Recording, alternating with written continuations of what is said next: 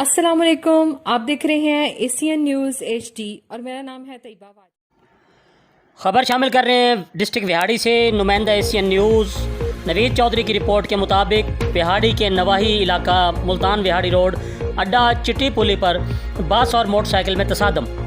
तफसीलात के मुताबिक बिहाड़ी के नवाही इलाका चिट्टी पुली मुल्तान बिहाड़ी रोड पर बस की मोटरसाइकिल को टक्कर रेस्क्यू 1122 बिहाड़ी के जवानों ने बर वक्त रिस्पॉन्स करते हुए ज़ख्मी शख्स को फौरी तौर पर फर्स्ट एड फराहम करते हुए चेक किया तो मोटरसाइकिल सवार मौका पर ही जहाँ बाक हो गया। बस मुल्तान से बिहाड़ी जा रही थी। जहाँ बाक होने वाला शख्स 69 WB नूर शाह का रिहायशी बताया जाता है। जी, मज़ीद खबरों से बाखबर रहने के लिए देखते रहिए एशियन न्यूज़ HD।